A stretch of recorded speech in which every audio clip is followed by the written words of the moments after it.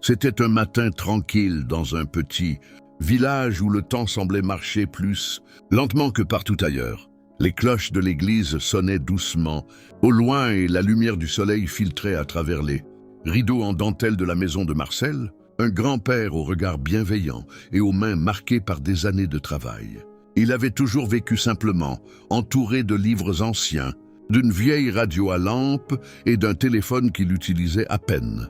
Mais ce jour-là, quelque chose d'étrange allait transformer sa routine ordinaire en une aventure qu'il n'oublierait jamais. Marcel venait de remarquer que le paquet de café préféré de sa défunte épouse était terminé. D'habitude, il descendait à la petite épicerie du coin pour en acheter, saluant toujours les voisins au passage.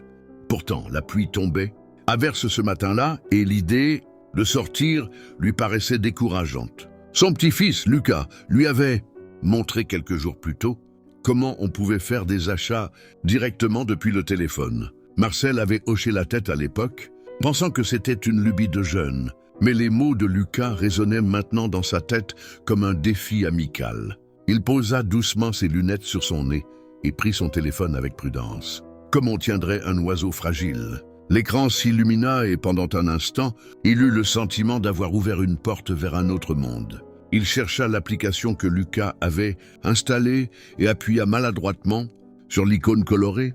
Une vitrine infinie apparut devant lui. Des cafés venus du monde entier, des grains torréfiés dans des pays qu'il n'avait jamais visités, des arômes qu'il pouvait presque sentir à travers l'écran. Son cœur battait vite. Il fit défiler les images avec un mélange d'étonnement et de crainte. Chaque glissement du doigt ressemblait à un voyage. Il finit par trouver la même marque que celle qu'il achetait depuis 20 ans. Le prix s'affichait, le bouton de commande scintillait, et sans trop réfléchir, il appuya. L'écran demanda une confirmation. Il hésita, puis se rappela la phrase de Lucas « Il suffit d'un clic ». Alors, il appuya une seconde fois. Pendant quelques secondes, rien ne se passa. Marcel resta immobile, fixant l'écran comme s'il attendait un signe. Puis une petite notification apparut. « Votre commande a été validée ». Une phrase simple, mais pour lui, elle résonna comme un miracle. Il avait réussi. Il avait acheté quelque chose sans sortir de chez lui, sans parler à personne, sans toucher un seul billet. Un frisson d'émotion le traversa. Il posa le téléphone sur la table, le regard perdu dans le vide, se demandant ce qu'il venait de faire. Était-ce vraiment lui, Marcel, l'homme qui notait encore ses courses au crayon sur un bout de papier? Le silence de la maison semblait différent, comme s'il venait de franchir une frontière invisible. Il se leva lentement, fit quelques pas vers la fenêtre et observa les gouttes de pluie glisser sur la vitre. Dehors, rien n'avait changé, mais en lui, quelque chose venait de naître. Ce simple achat l'avait plongé dans une réflexion profonde sur le temps. Il pensa à son épouse, qui aurait ri de le voir si fier d'un geste aussi simple. Il imagina la raconter aujourd'hui. « J'ai commandé du café sans quitter la table du salon. » Il sourit, une larme au coin de l'œil. Quelques heures plus tard, son téléphone vibra. La livraison était en chemin. Le message le fit sursauter. Il se demanda comment un objet pouvait savoir où il habitait, comment un inconnu allait bientôt frapper à sa porte avec un paquet qu'il n'avait jamais vu. Tout cela lui paraissait irréel, presque magique. Il sentit une curiosité nouvelle grandir en lui. Si un téléphone pouvait lui apporter du café, que pourrait-il encore lui offrir? Ce soir-là, en attendant le livreur, Marcel alluma la vieille radio et écouta une chanson des années 50. Il se sentit soudain entre deux époques. Une moitié de lui dans le passé, l'autre dans un futur qu'il venait de toucher du bout des doigts. Le bruit de la pluie continuait dehors, mais dans son cœur il faisait beau. Il venait de comprendre que le futur n'était pas seulement dans les machines, il était aussi dans la capacité de s'émerveiller encore à tout âge. Et quand enfin la sonnette retentit et qu'il ouvrit la porte, Marcel sourit au jeune livreur comme on salue un messager venu d'un autre monde. Le futur venait d'entrer dans sa maison, enveloppé dans un simple paquet de café. Le lendemain matin, Marcel se réveilla plus tôt que d'habitude. Le ciel était clair après la pluie, et la lumière dorée traversait la fenêtre de sa chambre, dessinant des lignes douces sur les murs. Il resta un instant allongé, écoutant les bruits familiers de la maison, le tic-tac de l'horloge, le craquement du plancher, le souffle léger du vent. Tout semblait identique, et pourtant, il sentait que quelque chose avait changé. Son esprit, d'ordinaire paisible, fourmillait de pensées nouvelles. Il se leva lentement, enfila sa vieille robe de chambre en laine et descendit à la cuisine. Sur la table, le paquet de café qu'il avait commandé la veille l'attendait, soigneusement emballé. Il resta un moment à le contempler, comme on contemple un souvenir ou un trésor. Il effleura le plastique, lut son nom imprimé sur l'étiquette, et un sourire discret éclaira son visage. Il n'en revenait pas. Le futur avait vraiment frappé à sa porte, et il en tenait la preuve entre ses mains. Il prépara le café comme toujours, avec les gestes précis et tendres qu'il répétait depuis des décennies. Le parfum chaud se répandit dans la pièce, mêlé à la brise du matin. Il ferma les yeux et inspira profondément, se souvenant des petits déjeuners partagés autrefois avec sa femme. Mais cette fois, il ressentit une émotion nouvelle, la sensation d'avoir participé à un monde qu'il croyait réservé aux jeunes. En buvant la première gorgée, il pensa à Lucas. Son petit-fils lui paraissait si lointain parfois, vivant dans un monde d'écrans et de messages rapides. Et pourtant, c'était grâce à lui que Marcel avait franchi ce pas. Il prit son téléphone et chercha le nom de Lucas dans la liste de contacts. Ses doigts tremblaient légèrement, mais il réussit à ouvrir la conversation. Il tapa lentement. « J'ai reçu mon café. C'est magique. » Puis il envoya le message. Quelques secondes plus tard, l'écran s'illumina. Lucas répondit avec enthousiasme, lui envoyant un petit dessin animé d'un bonhomme dansant, suivi de mots qui firent rire Marcel. « Bienvenue dans le futur, papy. » Marcel éclata de rire à voix haute, un rire franc presque enfantin. Il n'avait pas ri ainsi depuis longtemps. Il se sentit léger, connecté, vivant. Ce jour-là, il décida d'explorer davantage ce monde nouveau. Il ouvrit à nouveau l'application, non plus avec peur, mais avec curiosité. Il découvrit qu'il pouvait commander du pain frais, des livres et même des fleurs. L'idée de faire livrer des roses lui traversa l'esprit. Sa femme adorait les roses. Il en choisit un bouquet rouge et ajouta un message « Pour toi, comme avant ». Ce geste simple lui serra le cœur, mais il le fit quand même. Quand il valida la commande, il sentit une douce chaleur l'envahir, comme s'il avait tendu la main au passé à travers la technologie. Les jours suivants, il se surprit à attendre les notifications avec impatience. Chaque son de vibration lui paraissait une visite, une porte qui s'ouvrait vers quelque chose de nouveau. Il apprit à lire les petits messages, à suivre les livraisons, à appuyer sur les icônes sans crainte. Et chaque réussite, aussi minime soit-elle, lui donnait un sentiment de victoire. Mais un soir, alors qu'il faisait défiler les images d'un site, il vit quelque chose qui lui serra la gorge. Une cafetière identique à celle qu'il avait eue toute sa vie, la même forme, la même poignée usée, mais brillante et neuve. Il la fixa longuement. Elle semblait lui parler. Dans ses yeux se mêlaient la nostalgie et la surprise. Il décida de la commander presque sans réfléchir. C'était comme offrir à sa mémoire une seconde chance. Quelques jours plus tard, le livreur arriva à nouveau. Cette fois, Marcel l'attendait sur le pas de la porte. Le jeune homme, vêtu d'un blouson rouge, lui sourit et lui remit le colis. Ils échangèrent quelques mots simples, mais dans ce bref échange, Marcel sentit un lien entre deux générations. Le jeune parlait avec des mots rapides. Marcel répondait lentement, mais leurs regards se comprenaient. Lorsqu'il posa la nouvelle cafetière sur le comptoir, il resta un long moment à la regarder. Puis il la lava, la remplit d'eau, ajouta le café fraîchement moulu et attendit. Quand le premier jet d'arôme monta, il eut les larmes aux yeux. Il sentit que quelque chose en lui s'ouvrait à la vie, moderne sans renoncer à ses souvenirs. L'après-midi, Lucas vint lui rendre visite. Il trouva son grand-père assis à la table, le téléphone posé à côté de sa tasse, un sourire tranquille sur le visage. Lucas s'assit en face de lui, impressionné. Il lui raconta qu'il avait vu les messages, les commandes, les fleurs, et qu'il n'en revenait pas. Marcel, avec un calme amusé, répondit qu'il apprenait à son rythme, que chaque clic lui rappelait qu'il n'était pas trop tard pour comprendre ce monde. Ils parlèrent longuement, entre rires et silences. Lucas lui montra d'autres choses. Comment écouter de la musique, comment envoyer des photos, comment parler à une voix artificielle qui répondait aux questions. Marcel écoutait avec émerveillement. Le temps passa sans qu'il s'en rende compte. Quand Lucas partit, le soleil se couchait. Marcel resta seul, mais il ne se sentit plus isolé. Le téléphone n'était plus un objet froid. Il était devenu un pont, un compagnon, une fenêtre ouverte sur le monde.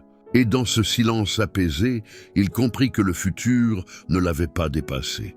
Il l'avait simplement attendu. Le lendemain, il reçut un dernier message de Lucas, tu vois. « Papy, tu vis déjà dans le futur. » Marcel sourit en lisant ces mots.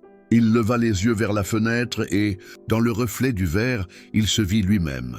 Plus jeune, plus lumineux, comme si ce simple geste avait redonné à son regard l'éclat de l'enfance. Il avait fait un achat, oui, mais en réalité, il avait acheté un billet pour un voyage plus grand, celui de la découverte de soi, à travers la main tremblante d'un homme qui, un jour, osa toucher l'avenir. Les jours suivants furent étrangement lumineux pour Marcel. Le simple fait de se lever, de voir le téléphone posé sur la table, suffisait à lui donner l'impression d'avoir un but nouveau. Il s'asseyait avec son café, fumant et parcourait lentement les applications comme s'il feuilletait un livre d'histoire moderne. Chaque icône représentait pour lui un mystère à déchiffrer, une porte qu'il pouvait choisir d'ouvrir ou non. Un matin, il découvrit par hasard une fonction qu'il n'avait jamais vue auparavant, la caméra. Il appuya sur le petit symbole et soudain son propre visage apparut à l'écran. Il resta figé, surpris par cette image mouvante qui le regardait en retour. Ses rides semblaient plus douces dans la lumière, ses yeux plus clairs, presque curieux. Il sourit timidement puis rit, un rire sincère qui résonna dans toute la maison. Il prit une photo, juste pour voir. Et quand l'image resta figée sur l'écran, il eut l'impression étrange d'avoir capturé un instant de vie qu'il aurait voulu partager. Il décida d'envoyer cette photo à Lucas. Il chercha comment faire, tâtonnant un peu, puis réussit à l'envoyer avec un petit mot maladroit. « Premier selfie de ton vieux papy ». Quelques minutes plus tard, Lucas répondit avec un cœur et une phrase pleine de tendresse. Marcel sentit quelque chose d'inattendu. Il ne se sentait plus seulement spectateur du monde moderne, il en faisait partie. Peu à peu, il commença à utiliser le téléphone comme une fenêtre sur le monde. Il découvrit la météo en un geste, écouta des chansons qu'il n'avait plus entendues depuis 40 ans, retrouva même une émission de radio qu'il croyait disparue. Chaque découverte le remplissait d'une joie discrète, celle de se rendre compte qu'il pouvait encore apprendre, encore s'émerveiller. Un jour, en naviguant sur une application de commerce, il tomba sur un vieux tourne-disque restauré. Son cœur se serra. Il en avait un semblable autrefois, avec lequel il écoutait des vinyles en compagnie de sa femme, les soirs d'hiver. Il resta longtemps à observer l'image, hésitant. Puis il appuya sur le bouton d'achat, presque comme un geste instinctif. Ce soir-là, en attendant la livraison, il ressortit ses vieux disques du placard. Le lendemain, quand le livreur lui remit le colis, il sentit ses yeux s'embuer. Il installa l'appareil, plaça un vinyle et abaissa l'aiguille. Un crépitement familier emplit la pièce, suivi de la voix douce d'une chanson ancienne.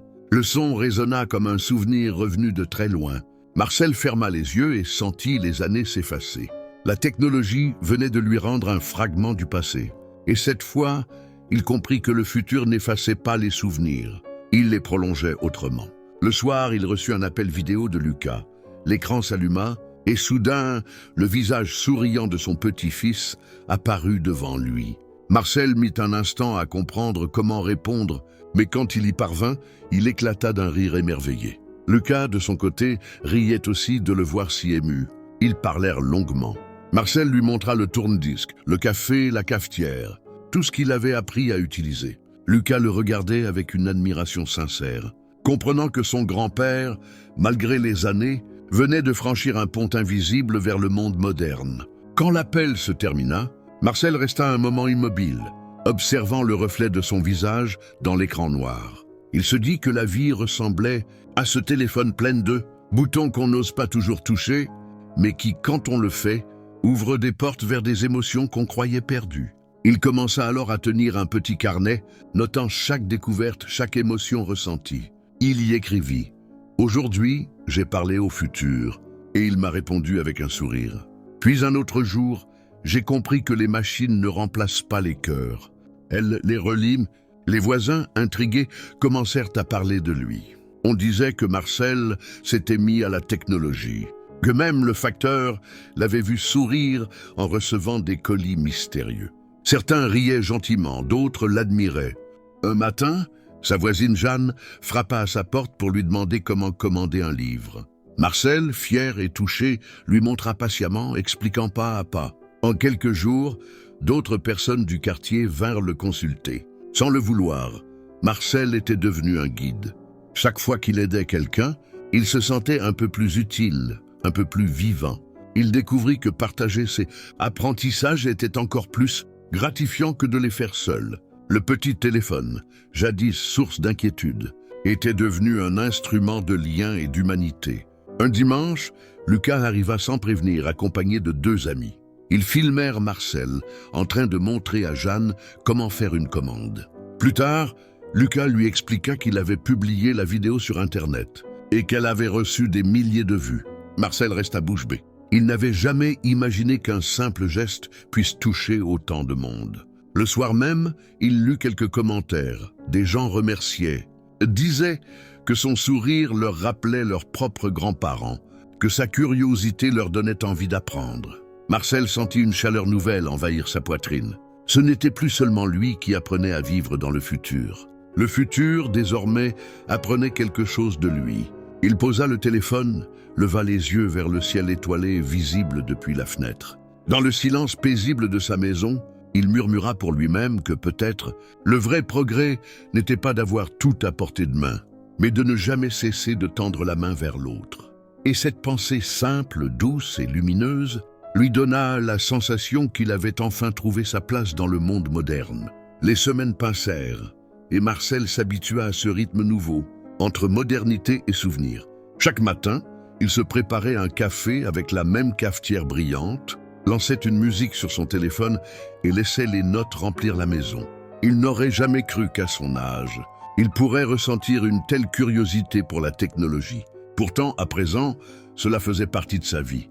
Comme une fenêtre ouverte sur un horizon infini. Un après-midi, alors qu'il faisait défiler tranquillement les images sur son écran, il vit apparaître une notification d'un événement local. Un atelier pour seniors sur l'utilisation du numérique. Il sourit, amusé par la coïncidence. Pendant quelques instants, il hésita. Lui, Marcel, apprendre dans un cours de technologie? Puis il pensa à tout ce qu'il avait déjà accompli seul. Peut-être pouvait-il aider d'autres personnes. Sans trop réfléchir, il appuya sur le bouton d'inscription. Le jour venu, il enfila sa veste grise, coiffa ses cheveux avec soin et se rendit à la salle municipale. Là, il découvrit une dizaine de visages familiers, des voisins, des retraités, tous un peu nerveux. L'animatrice, une jeune femme souriante, commença à parler, mais très vite, c'est vers Marcel que les regards se tournèrent. Il était calme, confiant, et quand quelqu'un demanda comment faire un achat en ligne, il expliqua avec douceur. Sa voix était lente mais assurée. À la fin de la séance, plusieurs personnes vinrent le remercier. Sur le chemin du retour, le soleil couchant baignait le village d'une lumière dorée. Marcel marchait lentement, le cœur léger. Il se dit que peut-être le futur n'était pas une question d'âge, mais d'élan intérieur. Il pensa à Lucas et eut envie de lui raconter la journée. De retour à la maison, il prit le téléphone, ouvrit la caméra et enregistra un message vidéo. Son visage apparut à l'écran, éclairé par la lumière du soir. Il parla doucement comme s'il confiait un secret. « Aujourd'hui, j'ai enseigné aux autres ce que tu m'as appris. Je crois que je commence à comprendre ton monde et je t'en remercie. » Il envoya la vidéo et resta là, pensif. Quelques minutes plus tard, Lucas répondit avec un message vocal plein d'émotion. La voix de son petit-fils tremblait légèrement, entre rire et larmes. Marcel sentit son cœur se serrer. Les jours suivants, les deux se rapprochèrent encore. Lucas lui proposa un projet. Créer une petite chaîne où ils raconteraient ensemble des histoires sur la découverte du numérique à travers les yeux de Marcel. L'idée fit rire le grand-père au début, mais plus il y pensait, plus cela lui semblait beau. Raconter comment un simple clic avait changé sa façon de voir le monde. C'était aussi raconter comment la tendresse et la patience pouvaient rapprocher 2 générations. Ils enregistrèrent leur première vidéo un samedi matin. Marcel parlait calmement, tandis que Lucas filmait avec soin. Il expliquait comment il avait commandé son premier café, comment il avait ressenti cette émotion étrange entre le passé et l'avenir. Quand la vidéo fut publiée, il n'attendait rien de particulier. Pourtant, en quelques jours, des milliers de personnes la regardèrent. Les commentaires affluaient. Des familles disaient que cela leur rappelait leurs propres grands-parents, que la simplicité de Marcel les touchait profondément. La maison, autrefois si silencieuse, résonnait à présent de rires, de notifications et d'appels. Des journalistes locaux voulurent même le rencontrer. On l'appelait le grand-père du futur. Marcel souriait à cette idée, amusé par ce titre. Mais au fond de lui, il savait que ce n'était pas la technologie qui l'avait transformé. C'était la curiosité, le lien et ce besoin humain de rester relié à ce qu'on aime. Un soir, alors que Lucas rangeait la caméra, Marcel s'assit dans son fauteuil préféré, celui près de la fenêtre. Il regarda longuement le ciel où les étoiles commençaient à briller. Il pensa à sa femme, à tout ce qu'elle aurait dit en le voyant ainsi, filmé, connecté, entouré. Peut-être qu'elle aurait ri, peut-être qu'elle aurait dit qu'il était enfin devenu un homme moderne. Il sentit un calme profond l'envahir. La technologie n'était plus pour lui une barrière, mais une passerelle. Chaque message, chaque image, chaque vidéo était une façon nouvelle de dire « Je t'aime, je suis là, je te comprends ». Et il sut que même si un jour la mémoire faiblissait, ces instants resteraient quelque part, enregistrés, vivants. Il reprit son téléphone, fit défiler doucement ses photos et s'arrêta sur celle de son premier café livré. Il la fixa un long moment, le regard brillant. Tout avait commencé là, par un simple clic, une décision prise sous la pluie. Il sourit et murmura pour lui-même. Parfois, le futur commence dans les gestes les plus simples. Puis il posa le téléphone, ferma les yeux et écouta la nuit qui tombait doucement autour de lui. Apaisé, heureux, prêt à continuer à apprendre demain encore. Le lendemain matin, Marcel se leva avant l'aube. L'air était encore frais et un silence doux enveloppait la maison. Il s'assit près de la fenêtre, observant le ciel devenir peu à peu rosé. Sur la table, son téléphone clignotait doucement, signalant un nouveau message. Il prit l'appareil et lut un commentaire laissé sur la dernière vidéo. « Merci, monsieur Marcel.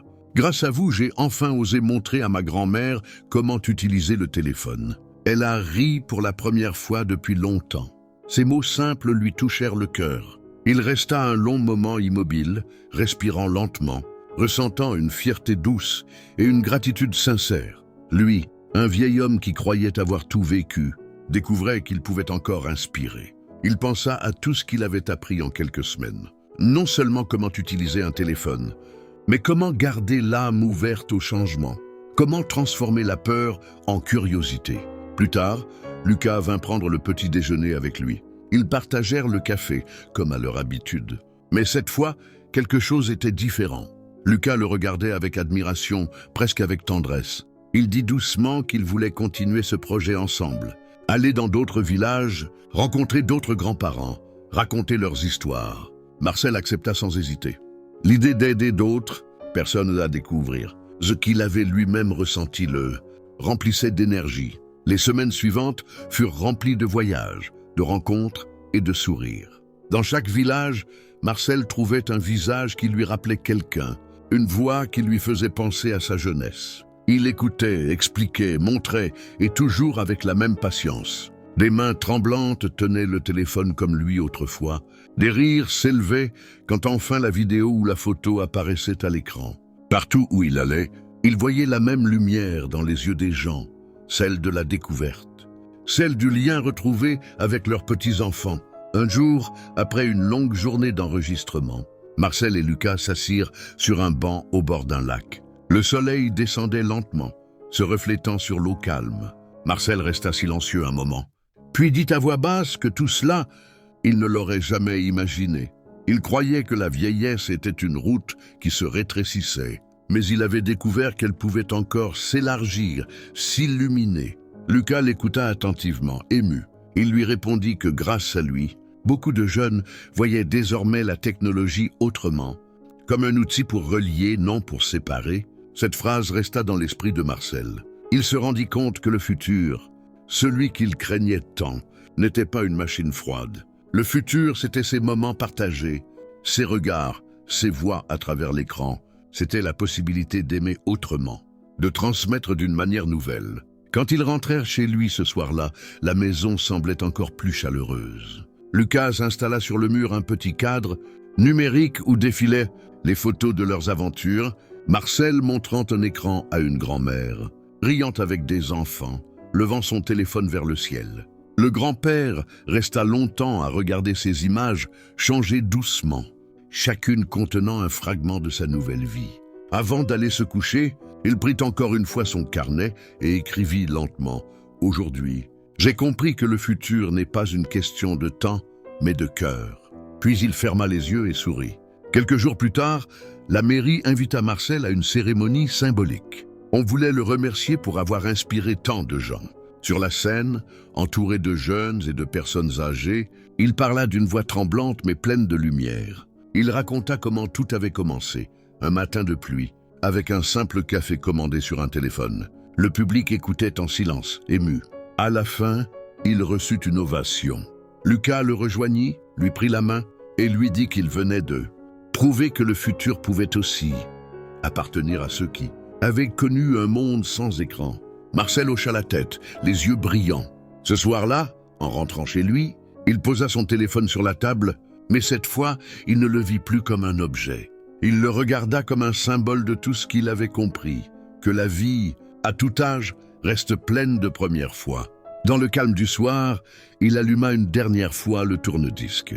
La mélodie ancienne remplit la pièce. Il se leva, marcha lentement jusqu'à la fenêtre et observa la lune. Puis, dans un murmure presque imperceptible, il dit que, finalement, le futur n'était pas si loin. Il était déjà là, dans son cœur, dans la main qui savait encore appuyer sur un bouton, dans la voix de son petit-fils, dans la lumière douce du téléphone qui continuait de clignoter doucement sur la table, comme un signe que l'histoire, désormais, ne s'arrêterait plus. Les mois passèrent et la vie de Marcel devint un mélange paisible entre tradition et modernité. Il continuait de se lever tôt, d'ouvrir les volets, pour laisser entrer la lumière du matin et de préparer son café, avec la même précision qu'autrefois. Mais à présent, sur la table à côté de sa tasse, son téléphone avait toujours sa place. Il n'était plus un objet mystérieux ou intimidant, mais un compagnon silencieux, une présence familière qui rythmait ses journées. Chaque matin, il recevait des messages de personnes qu'il n'avait jamais rencontrées. Des familles lui envoyaient des photos. Des jeunes lui racontaient comment ils avaient appris la patience en regardant ses vidéos. Des grands-parents lui confiaient qu'ils avaient osé envoyer leur premier message. Marcel lisait tout lentement, parfois les yeux humides, comprenant que son aventure personnelle était devenue une source d'inspiration collective. Un jour, Lucas lui annonça qu'il avait été invité à participer à une émission de télévision régionale. Le journaliste voulait rencontrer le grand-père qui avait conquis le cœur d'Internet. Marcel, d'abord hésitant, finit par accepter. Il ne voulait pas briller, mais partager cette idée simple que la technologie n'était pas un mur entre les générations, mais un pont. Le jour de l'enregistrement, il enfila sa veste brune et noua sa cravate d'un bleu doux. Dans les coulisses, les lumières, les caméras et les voix l'étourdissaient un peu, mais Lucas lui serra la main et cela suffit. Quand on lui demanda comment tout avait commencé, il raconta calmement, avec son sourire sincère, l'histoire du matin pluvieux où il avait commandé du café. Il décrivit la peur, la curiosité, l'émotion. Le studio entier écoutait en silence. Puis il conclut en disant que le vrai miracle, ce n'était pas la commande elle-même, mais ce qu'elle avait réveillé en lui, l'envie de continuer à apprendre, même quand on croit avoir tout compris.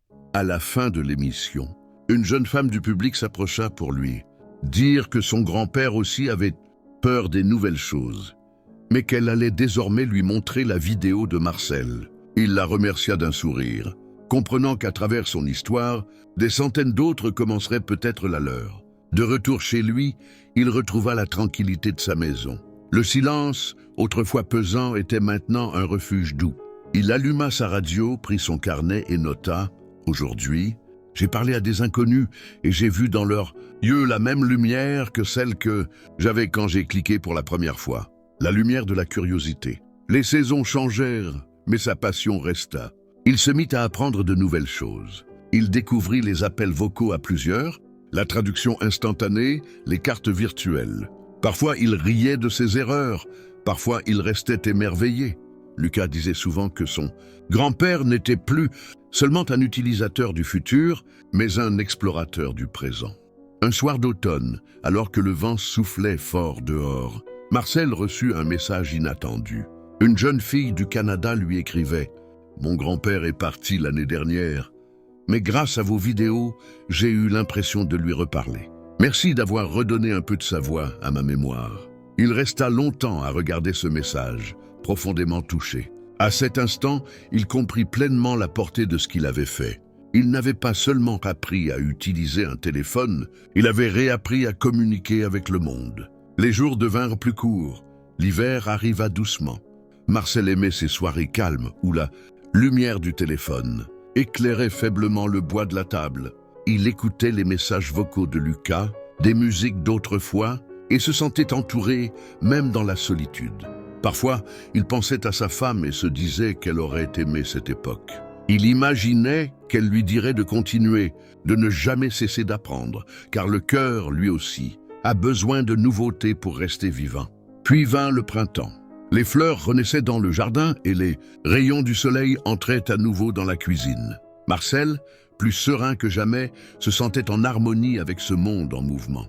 Il n'avait plus peur de l'avenir, il l'accueillait comme un vieil ami. Un matin, Lucas lui rendit visite avec une surprise. Il avait transformé leur vidéo en un petit documentaire intitulé « Le grand-père qui apprit à parler au futur ». En le regardant, Marcel sourit, ému. Il y vit son propre visage, celui d'un homme qui avait osé recommencer à croire.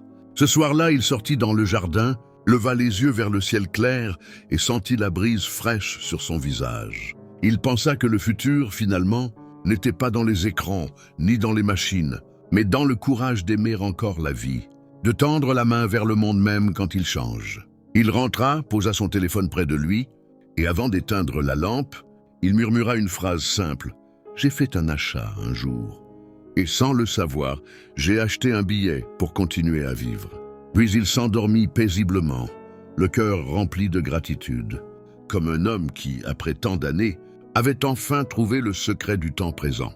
Les mois passèrent et la vie de Marcel devint un mélange paisible entre tradition et modernité. Il continuait de se lever tôt, d'ouvrir les volets, pour laisser entrer la lumière du matin et de préparer son café, avec la même précision qu'autrefois. Mais à présent, sur la table à côté de sa tasse, son téléphone avait toujours sa place. Il n'était plus un objet mystérieux ou intimidant, mais un compagnon silencieux. Une présence familière qui rythmait ses journées.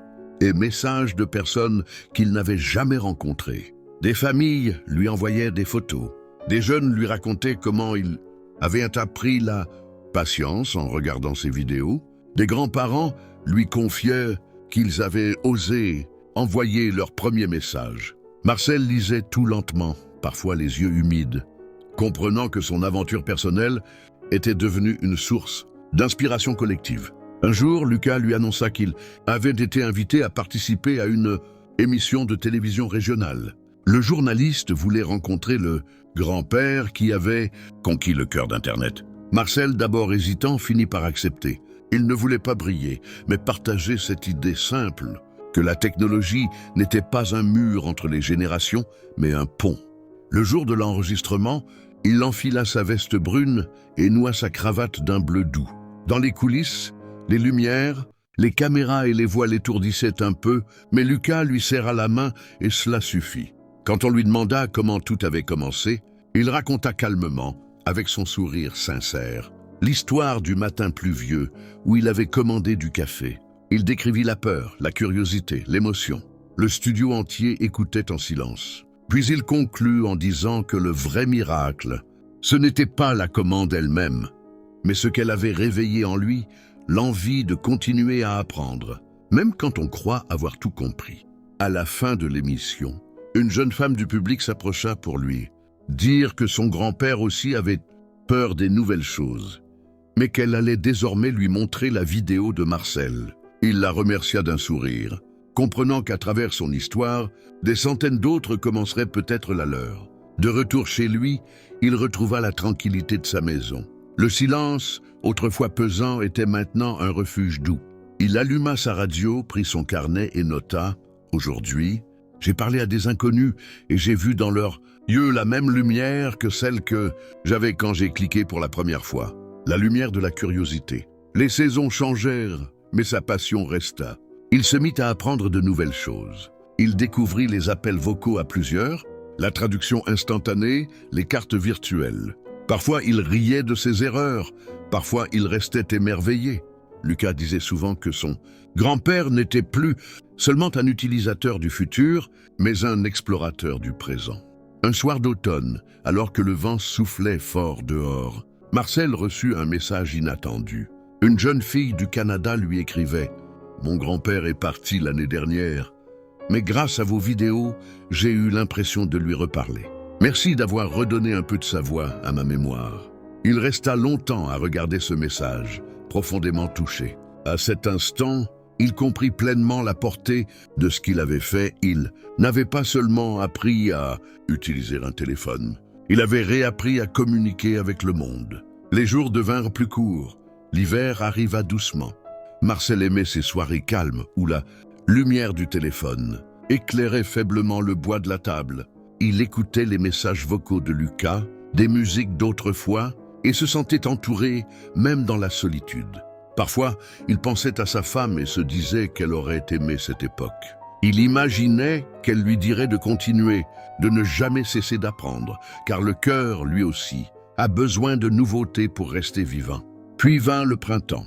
Les fleurs renaissaient dans le jardin et les rayons du soleil entraient à nouveau dans la cuisine. Marcel, plus serein que jamais, se sentait en harmonie avec ce monde en mouvement.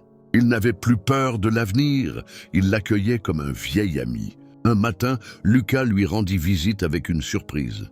Il avait transformé leur vidéo en un petit documentaire intitulé « Le grand-père qui apprit à parler au futur ». En le regardant, Marcel sourit, ému. Il y vit son propre visage, celui d'un homme qui avait osé recommencer à croire. Ce soir-là, il sortit dans le jardin, leva les yeux vers le ciel clair et sentit la brise fraîche sur son visage. Il pensa que le futur, finalement, n'était pas dans les écrans, ni dans les machines, mais dans le courage d'aimer encore la vie, de tendre la main vers le monde même quand il change. Il rentra, posa son téléphone près de lui, et avant d'éteindre la lampe, il murmura une phrase simple. « J'ai fait un achat un jour, et sans le savoir, j'ai acheté un billet pour continuer à vivre. » Puis il s'endormit paisiblement, le cœur rempli de gratitude, comme un homme qui, après tant d'années, avait enfin trouvé le secret du temps présent. Les mois passèrent, et Marcel vécut dans une douce alternance de souvenirs et de découvertes. Il gardait son téléphone à portée de main, non plus comme un objet fragile, mais comme une petite lanterne allumée sur le monde. Chaque matin, il s'installait près de la fenêtre, regardait le jour se lever, puis parcourait les messages qui arrivaient de partout, des mots de gratitude, des photos de familles réunies, des vidéos d'autres, grands-parents riant à leurs premières expériences numériques. Cette attention nouvelle lui donnait de l'élan. Il se sentait utile, lié à quelque chose de plus grand. Quand Lucas lui proposa de participer à une émission locale, il hésita puis accepta, convaincu qu'il pouvait transmettre cette confiance qu'il avait trouvée dans la curiosité. Sur le plateau, sous les projecteurs, il raconta son histoire calmement. La pluie ce jour-là, le café commandé, la peur et la joie mêlées. Il conclut que l'avenir n'était pas une question d'âge, mais d'ouverture du cœur. Le silence dans la salle fut suivi d'applaudissements sincères. En rentrant, Marcel nota dans son carnet « Aujourd'hui, j'ai vu que mes gestes pouvaient éclairer ceux des autres. » Il continua à apprendre. Il essaya la musique en ligne, les appels groupés, la traduction automatique. Il riait de ses erreurs, reprenait, avançait. Lucas disait que son grand-père n'était plus un simple utilisateur du futur, mais un explorateur du présent. Un soir, une jeune fille du Canada lui écrivit qu'elle pensait à son propre grand-père disparu en regardant ses vidéos. Marcel relut plusieurs fois ce message, les yeux humides. Il comprit que la technologie n'était qu'un prétexte. Ce qu'il avait vraiment transmis, c'était la tendresse et le courage d'apprendre encore. L'hiver passa, puis revint le printemps. Les fleurs renaissaient dans le jardin, la lumière entrait à nouveau dans la cuisine. Marcel accueillait chaque journée avec calme, savourant le parfum du café et la vibration discrète du téléphone. Il n'avait plus peur du futur. Il le saluait comme un ami. Un matin, Lucas arriva avec une surprise, un court-métrage qu'il avait monté, intitulé « Le grand-père qui parla au futur ». En le regardant, Marcel reconnut son propre sourire, ses gestes hésitants, ses éclats de rire. Il comprit qu'il laissait quelque chose derrière lui, la preuve qu'il n'est jamais trop tard pour apprendre. Le soir, il sortit dans le jardin et leva les yeux vers le ciel clair. Le vent portait une odeur de terre humide et de fleurs nouvelles. Il pensa que le futur n'était pas fait de circuits ni d'écrans, mais de liens, de curiosité, de cette lumière intérieure qui pousse encore à dire oui à la vie. De retour à l'intérieur, il posa doucement le téléphone sur la table. La petite lumière bleue clignotait comme une étoile domestique. Marcel ferma les yeux, songeur, et murmura « Un jour, j'ai fait un simple achat. Et sans le savoir, j'ai acheté le droit de continuer à rêver. » Puis il s'endormit tranquillement, le visage apaisé, entouré du silence et des promesses du lendemain.